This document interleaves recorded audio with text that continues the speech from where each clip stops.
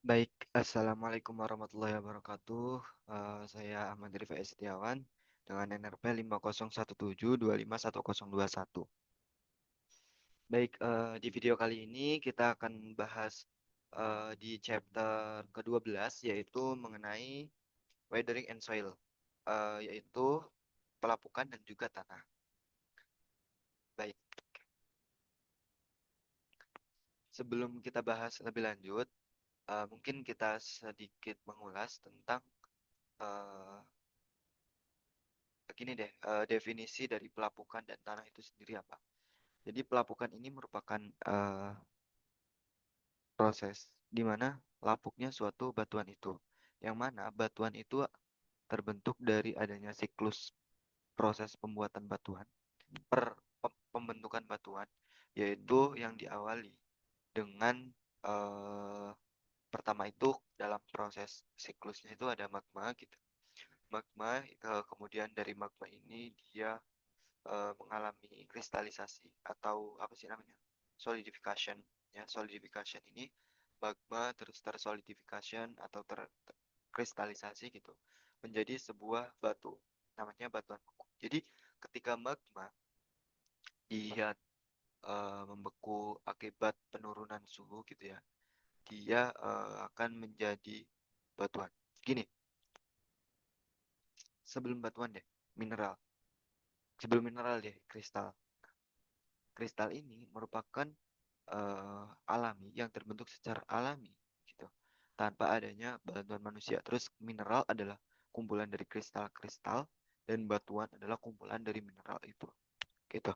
Nah, kemudian si batuan ini yang tadi yang udah terkristalisasi, mineral-mineral ini dia sudah membentuk gitu. Dia akan menjadi batuan beku, batuan beku. Batuan beku itu sendiri nanti dibagi lagi menjadi batuan beku intrusif dan juga ekstrusif. Ada tiga, intrusif, hypabyssal, dan juga ekstrusif. Intrusif adalah batuan beku yang memang terbentuk, mineral-mineralnya terbentuk di dalam bumi. Namun kalau uh, hypabyssal dia terbentuk di antara, di dalam dan di luar. Terus yang ekstrusif dia membeku dan terbentuk ya, berada di atas permukaan bumi. Begitu. Nah, akibatnya apa? Kalau ada batuan beku yang memang dia terbentuk di tempat yang berbeda. Kalau yang di intrusif itu dia terbentuk di dalam bumi, yang mana ketika kan kalau di dalam bumi itu kan suhunya panas. Nah, magma itu juga panas. Kok bisa magma yang panas dia terkristalisasi atau membeku di dalam yang memang suhunya panas? Yaitu tadi, ketika magma dia suhunya panas, terus di suhu yang panas juga dia membeku, kan otomatis membutuhkan waktu yang lama. Ketika dalam waktu yang lama gitu ya, ketika dalam waktu yang lama mineral atau kristal-kristal yang terbentuk itu merupakan bentukan yang sempurna. Ya, karena kan lama, lama makanya dia bisa bentuk kristal yang sempurna. Tapi kalau yang ekstrusif, karena ada pengaruh gas, terus pengaruh segala macam yang ada di permukaan bumi. Jadi umumnya gitu, batuan ekstrusif itu mengandung mineral yang kecil karena dia langsung terbentuk di situ juga. Mineral yang kecil, dan kalau kita mau mengamati itu membutuhkan waktu, membutuhkan alat yang bisa membaca mineral dalam waktu yang dalam skala yang kecil banget itu. Oke. Terus selanjutnya, ketika nih batuan beku tadi itu ya udah terbentuk, terus ada pertama mengalami yang namanya proses eh, pelapukan, weathering. Nah, weathering ini atau pelapukan ini terbentuk ya. Ada tiga. Mungkin nanti akan dijelasin. Nah, batu ini weathering gitu. Terus setelah weathering dia tererosi gitu kan. Udah lapuk, terus erosi, terus transportasi. Begitu.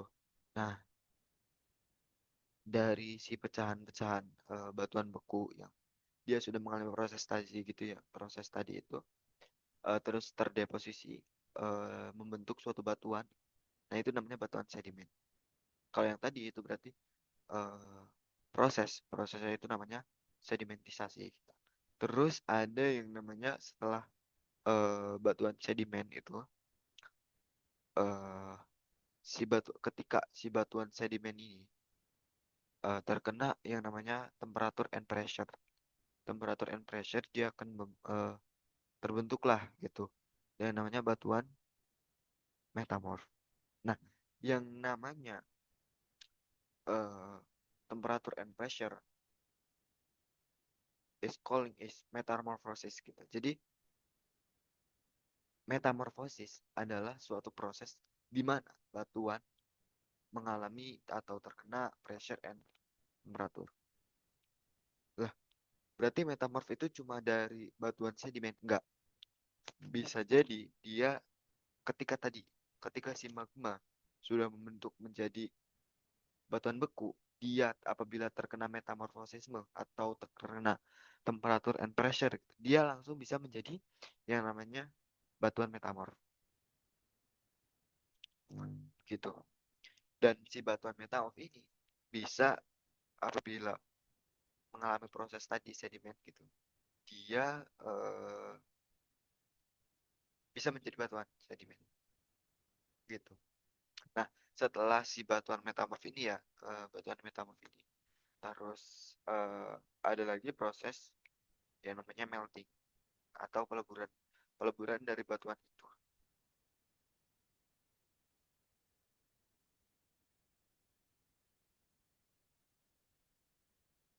Nah, ketika lebur gitu ya, ketika lebur, maka di situ akan ada yang proses mungkin partial melting gitu ya, meleleh sebagian, yang mana yang meleleh ini dia akan membentuk batuan baru lagi yang berbeda dari batuan mulanya.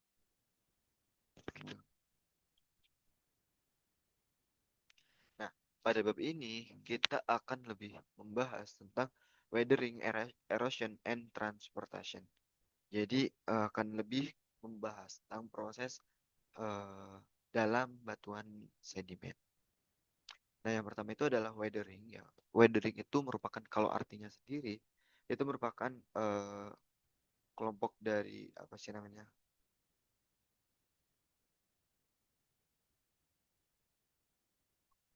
Grup dari proses namanya tuh destruktif atau merusak. Nah, destruktif ini dominan kan dia merupakan bagian atau akibat dari adanya proses endogenik ya, endogenik yang disebabkan energi utamanya adalah matahari gitu. Matahari merupakan energi utama pada luar bumi gitu ya, yang terutama menyebabkan adanya siklus hidrologi. Ketika ada siklus hidrologi, maka disitulah akan ada eh, erosi. Bisa bisa saja erosi itu tadi cuma karena adanya energi matahari, bisa aja gitu. Terus bisa juga karena siklus hidrologi tadi gitu. Jadi si pelapukan ini dia adalah gimana si batuan ini lapak menjelaskan. Nah, weathering sendiri itu dibagi menjadi tiga. Ada physical weathering, terus ada chemical weathering, dan ada biological weathering. Artinya ada pelapukan fisik, pelapukan kimia, gitu, pelapukan biologi. Terus sebelum bahas gitu, ada yang namanya erosi. Jadi erosi ini adalah eh,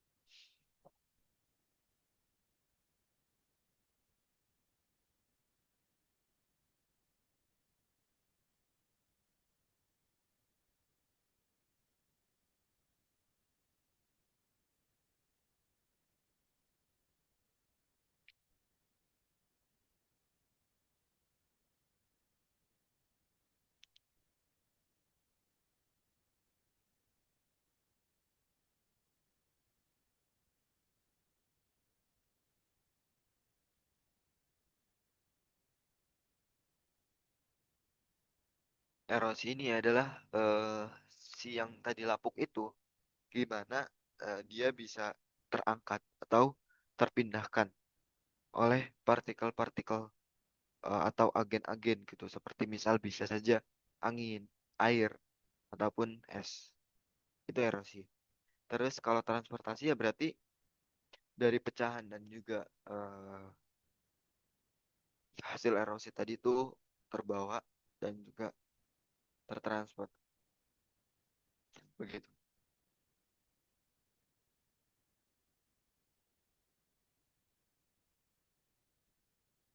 Nah, jadi dalam pelapukan kita bahas kembali lagi dalam pelapukan itu melibatkan sistem-sistem bumi gitu.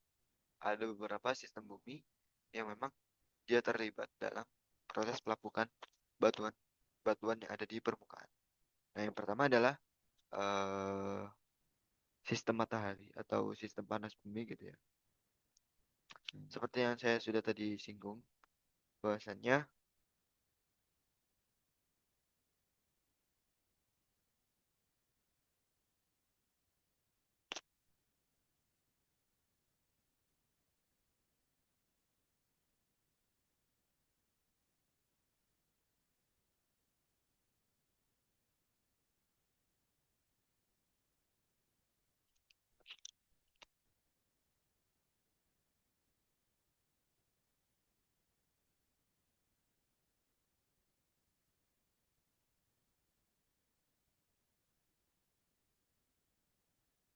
ya jadi solar system atau sistem matahari seperti yang saya bilang dia adalah energi utama yang menggerakkan eh, proses-proses di luar permukaan bumi. Nah, seperti yang kita ketahui bumi itu kan mayoritas atau komposisi utamanya adalah air. Hampir 78% isian bumi atau volume bumi terisi oleh air. Ketika terisi oleh air, terus ada energi matahari, solar system akan terbentuk proses yang mana proses itu akan menjadi agen utama atau faktor utama dalam proses weathering gitu. Terus ada atmosfer yang mana atmosfer ini merupakan media apa sih? Mediasi atau perantara perantara untuk si energi matahari bisa tertransfer ke bumi. Nah, di transfer ini berarti ya itu tadi gimana siklus itu terbentuk terus bisa berdampak atau bisa mempengaruhi batuan-batuan energi permukaan bumi sehingga terjadilah pelapukan tersebut. Terus juga biosfer gitu. Biosfer juga dia terlibat dalam pelapukan yang mana ada pelapukan biologi tadi kan. Dia memang eh, kaitannya dengan pelapukan yang disebabkan oleh makhluk hidup, khususnya tumbuhan dan juga hewan.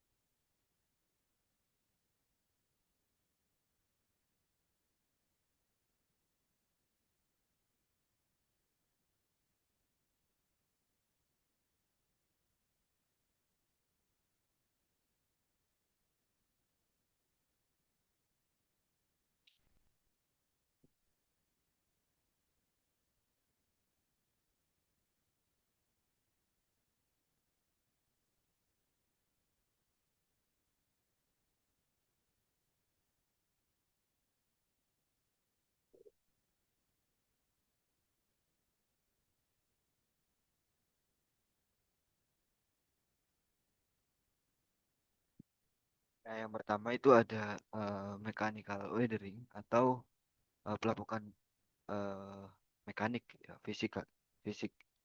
Nah, kalau pelapukan mekanik ini dia pelapukan yang hanya merubah bentuk, hanya merubah bentuk saja, tanpa merubah komposisi dari si batuan itu. Contoh, misal dia terkena suhu yang amat tinggi, terus dia pecah. Nah, itu bisa dikategorikan sebagai pelapukan fisik. Nah, terus ada yang namanya pelapukan kimia, yang mana menurut definisi yang menurut saya tuh pelapukan kimia adalah pelapukan yang eh,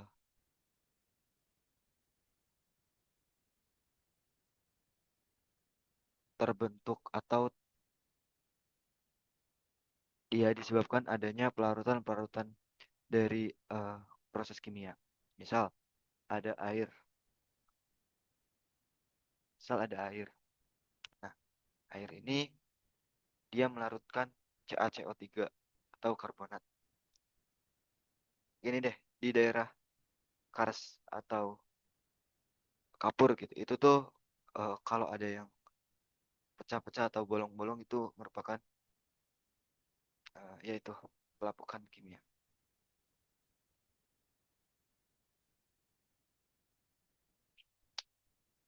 Nah,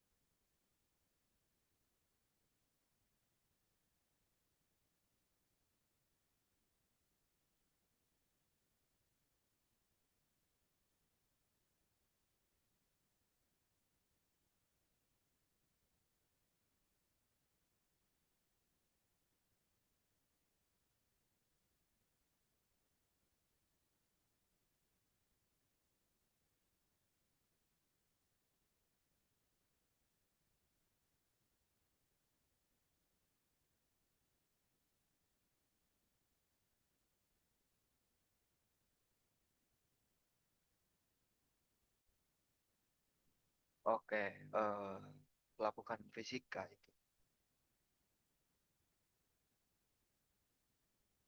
terbentuk karena eh, pecahnya batuan itu kan. Dia tidak apa namanya tidak merubah komposisi si batuan itu. Tapi kalau yang proses kimiawi itu merubah proses atau kandungan kimia yang ada di dalam batuan itu sendiri gitu. Kayak misal batuan kapur. Kita ambil contoh seperti di Gunung Kidul, Yogyakarta. Di situ ada Gunung Sewu ya. Gunung Sewu itu terbentuk karena karstifikasi atau eh, weathering dengan cara kimiawi gitu. Nah, di proses itu kan ada air. Air kan H2O kan. Nah, terus kena karbonat. Jadi dulu tuh Gunung Kidul tuh dia tinggi kan, tinggi. Aslinya dulunya tinggi. Tapi karena proses itu tadi weathering yang disebabkan air gitu. Ada hujan terus air. Dia melarutkan kandungan-kandungan yang tidak resisten di daerah itu. Makanya kenapa sekarang tuh ada gunung-gunung itu. Jadi itu tuh gunung-gunung itu tuh merupakan batuan atau merupakan tanah yang lebih resisten gitu dibandingkan yang lain. Jadi hasilnya tuh ya tingginya segitu, yang lain itu larut ke bawah tanah. Nah, terus kapur itu sendiri kan sifatnya meloloskan air gitu kan. Porositasnya tinggi, tapi permeabilitasnya rendah. Nah, akibatnya apa? Akibatnya di daerah itu tuh air yang ditemukan itu jauh nggak ada gitu. Makanya kenapa banyak gitu beranggapan bahwasannya di daerah itu daerah yang kering, daerah yang nggak ada air. Padahal gitu, padahal airnya itu melimpah. Melimpahnya gimana? Melimpahnya di dalam tanah ya karena emang kapur itu kalau kapur gitu dia airnya tuh ada di bawah sungai. Kan banyak kan kalau di peta tuh daerah itu tuh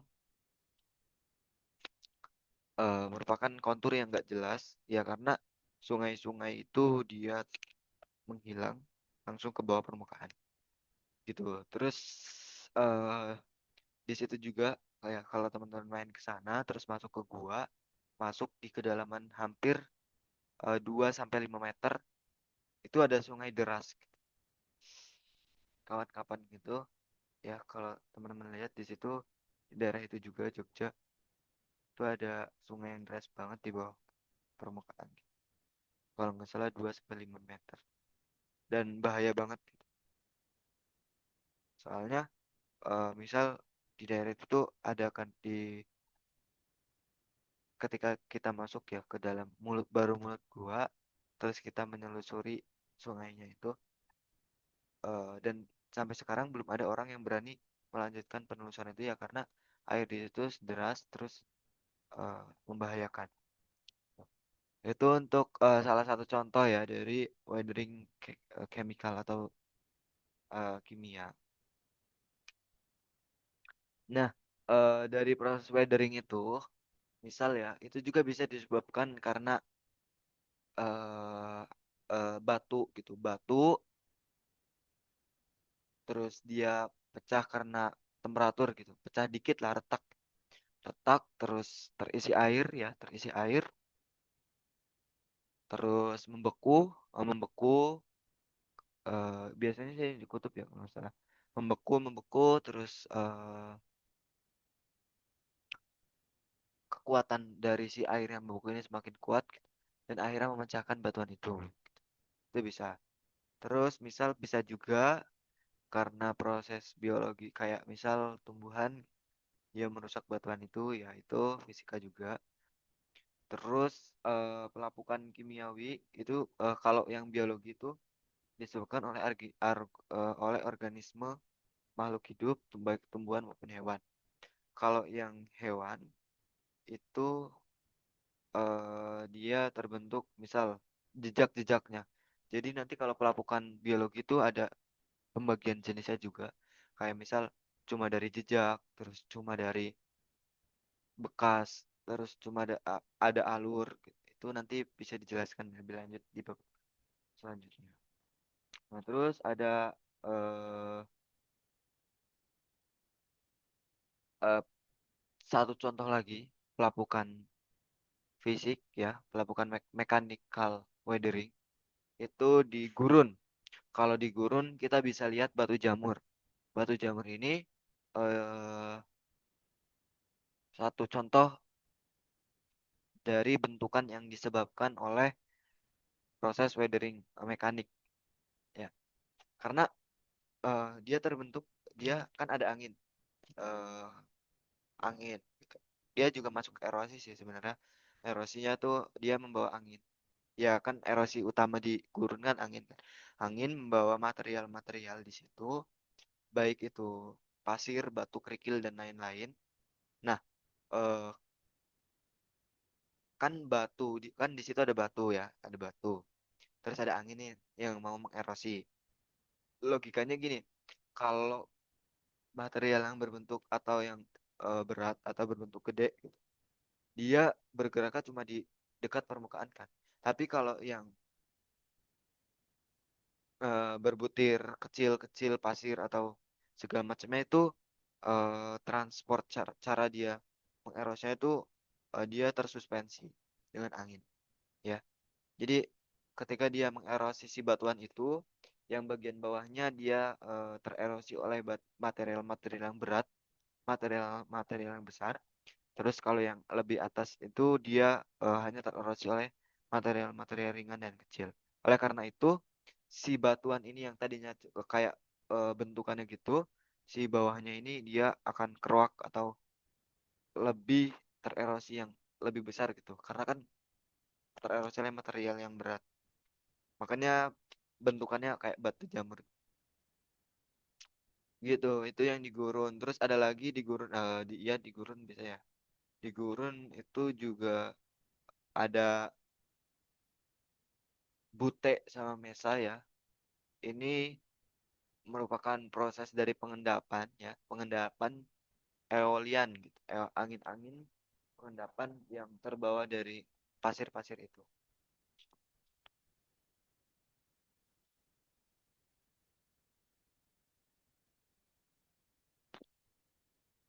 Nah, kalau mesa itu bentukannya adalah kayak meja lebar gitu, datar dan tidak terlalu tinggi. Kalau bute itu bentukannya tinggi gitu.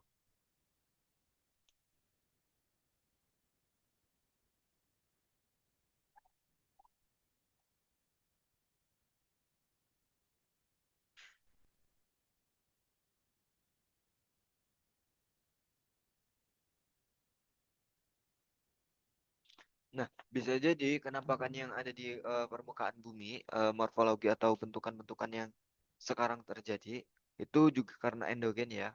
Misal nih, ada intrusi di daerah suatu daerah. Intrusi kayak gabro basal boleh lah gitu.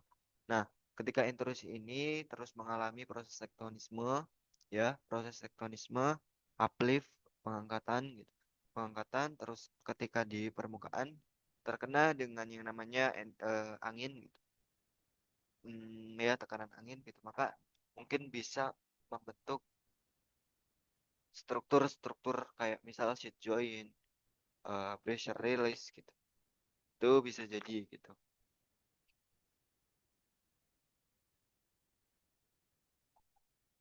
Nah ini kalau di kutub ya, kutub itu proses utama weatheringnya adalah frost weathering. Frost weathering. Jadi air-air ini yang membeku atau es ya, dia akan memecahkan batuan-batuan yang di sini. Nah, dari pelapukan ini sendiri, kan tadi pelapukan, udah nih pelapukan, terus erosi juga udah. Nah, transportasi ini juga membuat bisa membuat si batuan ini gimana bentuknya. Kalau ibaratnya semakin dia tertransport semakin jauh, maka bentukannya dia akan membentuk bulatan sempurna. Namun ketika dia dekat dengan sumber batuan itu, maka dia akan ya kayak runcing-runcing gitu.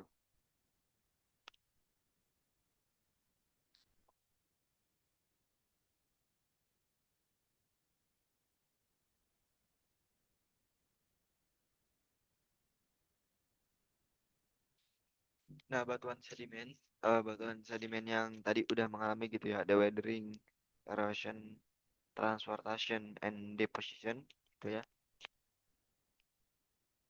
Itu juga bisa kita identifikasi selain dari bentuk itu komposisi. Kalau semisal ya itu weatheringnya tadi itu merupakan chemical gitu ya, itu bisa kita identifikasikan dengan kandungan kimianya. Misal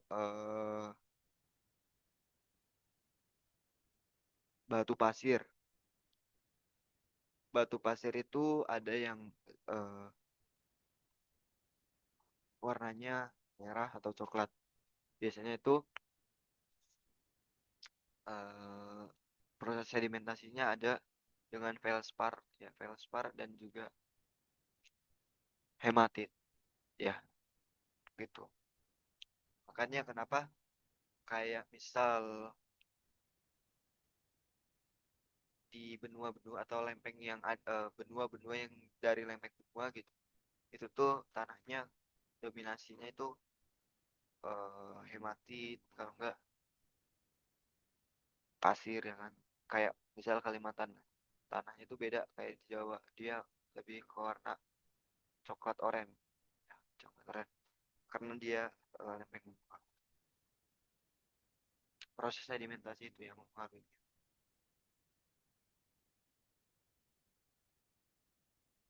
Nah, dari sedimentasi itu eh, akan membentuk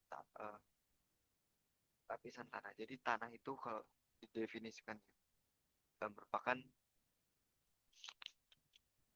eh, sebenarnya bisa kita definisikan menjadi dua ya. Tanah itu bisa kita definisikan yang pertama sebagai pecahan-pecahan atau sedimen-sedimen dari batuan yang memang sudah terbentuk. Terus yang kedua, tanah itu bisa saja bisa saja suatu batuan yang belum terbentuk menjadi batuan.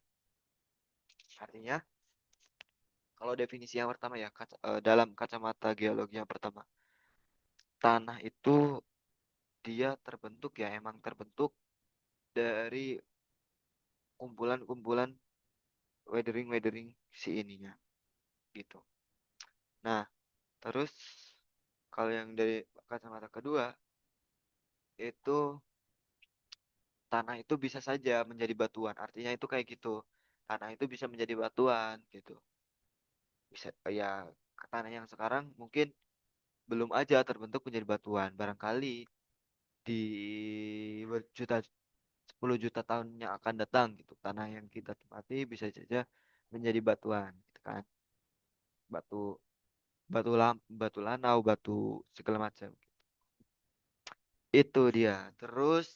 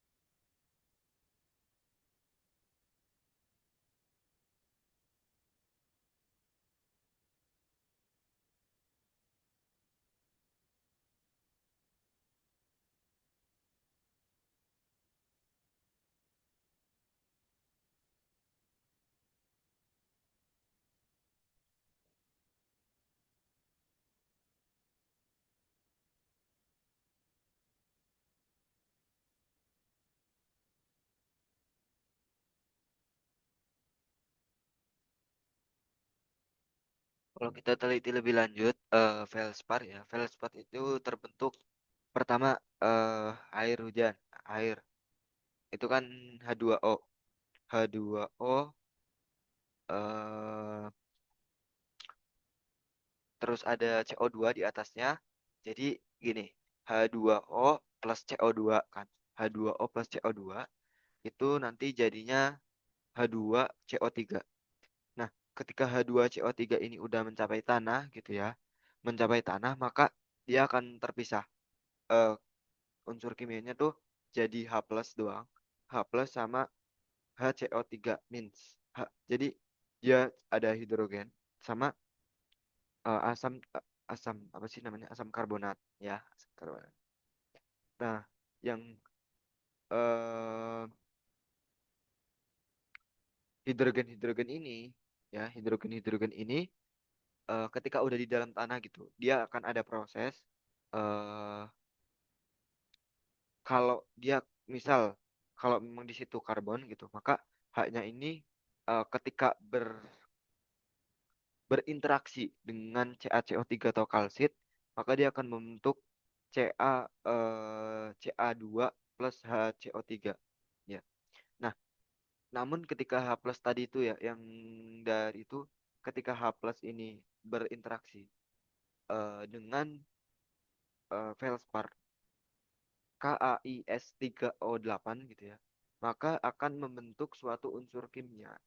Di situ namanya terbagi dua, ada K plus SiO2 HCO3 sama ada yang namanya dia akan membentuk kaolinate clay. Jadi apa ya? Lempung kaolin ya.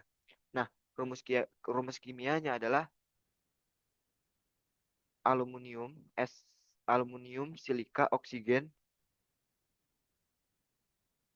oksigen hidrogen. Jadi Al2 Si2 O5 OH4 itu.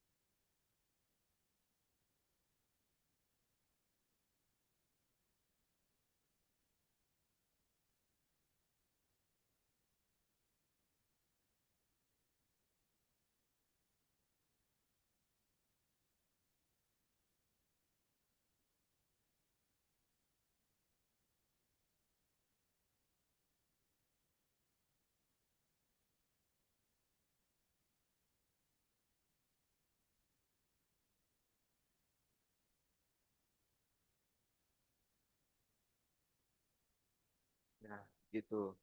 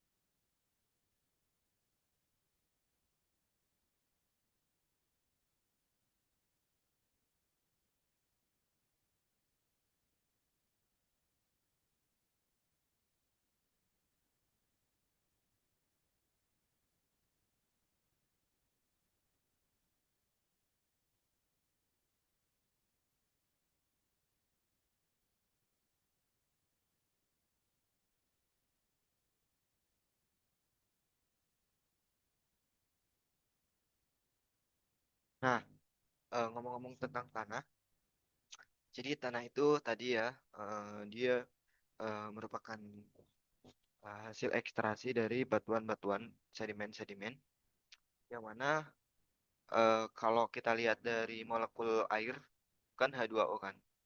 Nah, ketika H2O ini kena mineral lempung gitu ya, maka dia menjadi tanah yang seperti sekarang. Nah, kalau kita lihat itu kan ada yang ya biasanya kan ada namanya horizon tanah. Nah, horizon tanah ini eh, menjadi penting karena eh, ini biasanya dalam agrokultur gitu ya. eh, dalam lapisan tanah itu ada lapisan O, A, E, B, C. Kalau yang O itu yang paling atas, yang mana merupakan lapisan organik, di mana lapisan di situ lapisan yang kaya gitu, kaya atau banyak ditumbuhi tumbuhan-tumbuhan organik. Intinya paling atas gitu ya kalau O. Kalau A itu dia udah campuran, campuran antara organik yang di atasnya dengan mineral-mineral batuan. Terus kalau yang E itu apa ya namanya? Saringan. Lapisan E itu kayak menyaring, infiltrasi kan ada proses infiltrasi ya. Nah itu disitulah proses infiltrasi berlanjut. Nah kalau yang B itu akumulasi dari mineral-mineral kayak yang eh, Fe, oksida, terus lempung tadi gitu. Dia udah kayak eh, terakumulasi gitu ya bahasanya. Terus yang di lapisan C itu ada fragmen-fragmen yang eh tadi lapuk, fragmen yang secara fisika itu lapuk gitu. Jadi gini, kan udah kan lapukan-lapukan itu terus tertimbun tertimbun tuh. Aslinya timbunan ini ya juga dari situ gitu kan.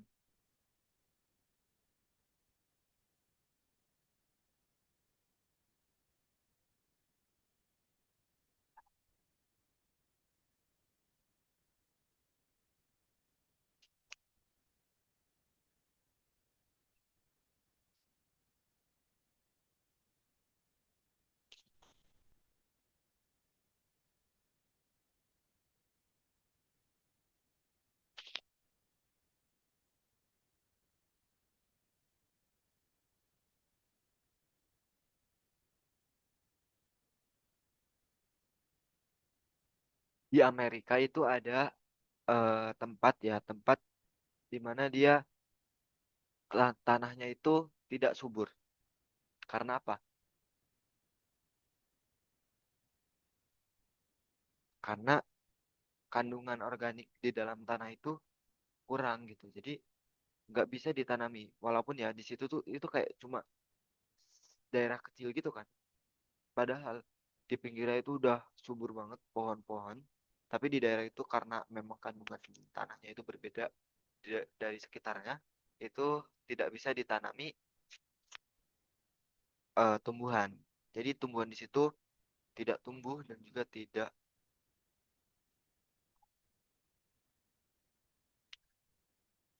hidup gitu.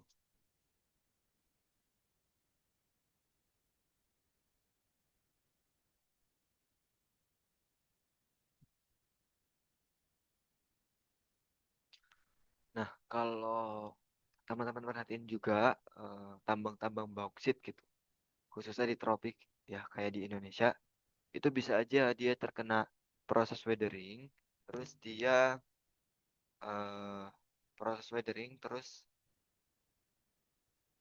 tersingkap ya, tersingkap sehingga penambangannya nanti masuk ke dalam penambangan terbuka begitu. Nah, mungkin cukup sekian ya presentasi di chapter 12 mengenai weathering and soil gitu yang eh, menurut saya cukup banyak materi yang belum saya sampaikan. Oleh karena itu saya mohon maaf yang sebesar-besarnya. Terima kasih atas perhatiannya. Terima kasih banyak. Wassalamualaikum warahmatullahi wabarakatuh.